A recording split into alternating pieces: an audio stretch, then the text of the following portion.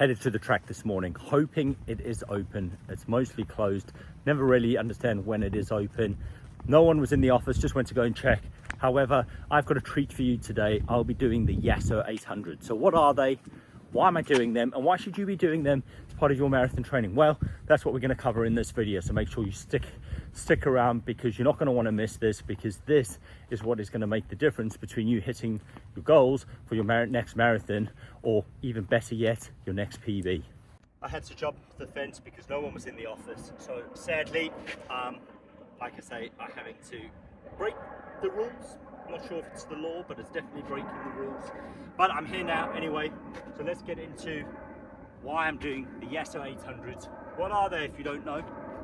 And how hopefully they're going to help me to run that sub 3 at Manchester next year, which is always, or has been, the plan for the last couple of years. Not at Manchester, but just a marathon in particular.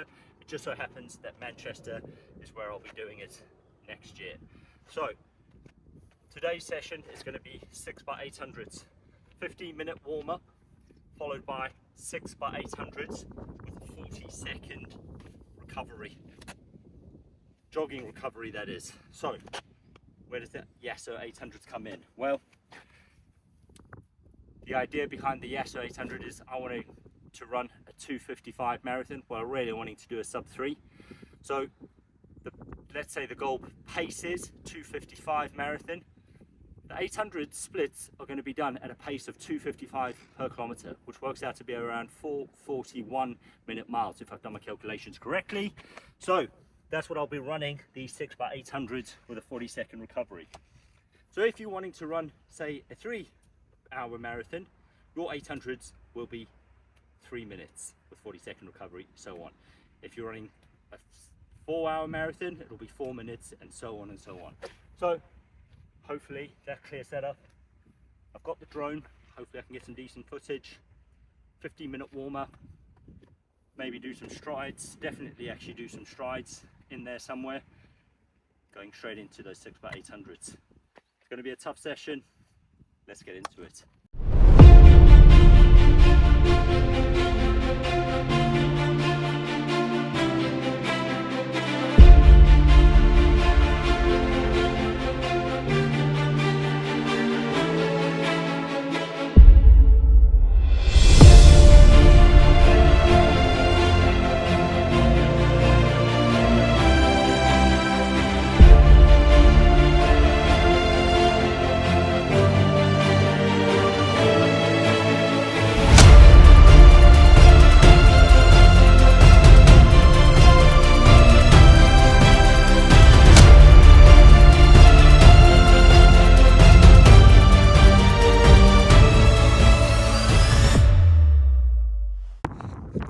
So that was pretty brutal in terms of getting those intervals done.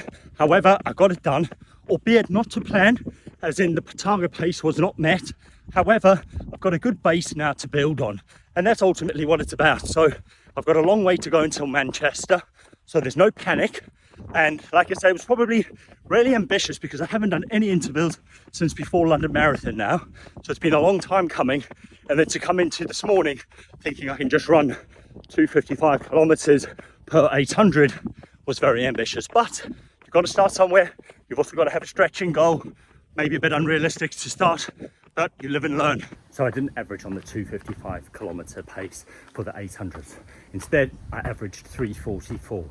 So not a million miles away, but nowhere near where I need to be. However, like I said, I've got a long time to go until Manchester Marathon, so I'll just keep building on that. At least I've got a base now. I'm back doing interval sessions. So as time goes on, strength and speed will increase, and hopefully next time I don't have to panic that someone's going to be on the track either kicking me off, arresting me. I don't know what goes on in the world today, but ultimately it was closed. I shouldn't have been on there, chose to go on there. Big boy now, so I would have had to deal with consequences should there have been any. But hopefully next time it's open, I can pay and go and use the track as normal, so then that way I'm not having to worry every lap that someone might come on and interrupt my session.